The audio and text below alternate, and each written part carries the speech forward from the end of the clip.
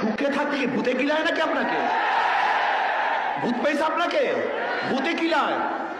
যদি ভূতে পেয়ে থেকে এমন কিলায় শুরু করবো, আপনি দেখতে পারবেন না হতাও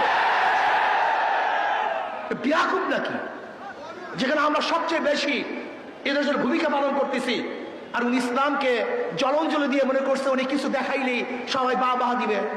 বাংলাদেশের মানুষ চিনেন? এই যে দেখেন মেট্রো রেল শেখ হাসিনা করছে, মনেও কেউ করে না। যমুনা ব্রিজ করছে, একবার কেউ ভুলে উচ্চারণ করে না। ওনার উন্নয়নের কথা সবাই ভুলে গেছে। বাংলাদেশের মানুষ চিনেন আপনি?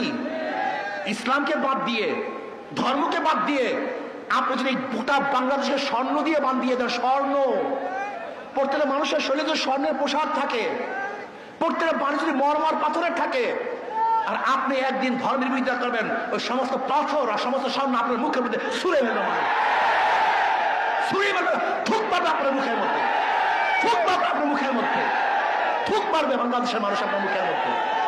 আপনি ভেবেছেন আমরা সবাই আপনাদেরকে খুব সাহস যোগাই, প্রশংসা করতেছি। যারা প্রশংসা করে তারা বদনাম করতে সময় নেবে না, যারা তারিফ করে আপনাকে গালি দিতে সময় নেবে না। খবরদার, ওই বেশ্যা কমিশনদেরকে আইনের আওতায় নিয়ে আসেন, ওদেরকে বিচারের আওতায় নিয়ে আসেন। আমি অভদ্র ব্যবহার করতেছি, অভদ্র ভাষা ব্যবহার করতেছি অভদ্রতার জন্য। এখানে আমি কোনো সুভদ্র ভালো ভাষা ব্যবহারই করতে চাই না। প্রিয় ভাইয়ের আমার, আজকে বাংলাদেশে নিয়ে গভীর ষড়যন্ত্র চলতেছে। কেউ নির্বাচন সংস্কারের বাহিরে নির্বাচন হবে না, আগে সংস্কার হবে তাহলে নির্বাচন হবে। মার্চ ফর ঢাকা, আমরা অচিরে মার্চ ফর ঢাকা ঘোষণা দেব। কারা সংস্কারের পক্ষে আর কারা বিপক্ষে ইনশাআল্লাহ জনগণ ডিসাইড করবে। আগে সংস্কার হবে, আগে নির্বাচন হবে, জনগণ সিদ্ধান্ত গ্রহণ করবে। অচিরে আমরা মার্চ ফর ঢাকা, আগে সংস্কার হবে তারপর নির্বাচন হবে। সংস্কারের বাহিরে বাংলাদেশের মানুষ কোনো নির্বাচন মানবে না।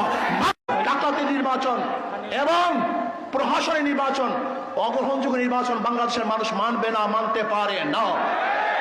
এর জন্য ইনশাআল্লাহ অচিরে মার্চ ফর ঢাকা ঘোষণা হবে। রাজি আছেন ইনশাআল্লাহ সবাই? আর আমরা টেস্ট কেস হিসাবে প্রথমে স্থানীয় নির্বাচন চাই। যদি স্থানীয় নির্বাচন সুস্থ করতে পারে তাহলে আমরা মনে করব জাতীয় নির্বাচন সুস্থ হবে। আর স্থানীয় নির্বাচনে সুস্থ না হয় তাহলে বুঝবো যে নির্বাচনের পরিবেশ এখনো সৃষ্টি হয় নাই। আসুন সোচ্চার থাকুন। ডাকাত দল, ইসলামের দুশ্মনেরা এবং ইউনূস সরকারের পায়ের নিচের থেকে মাটি সরাবার ষড়যন্ত্র চলছে।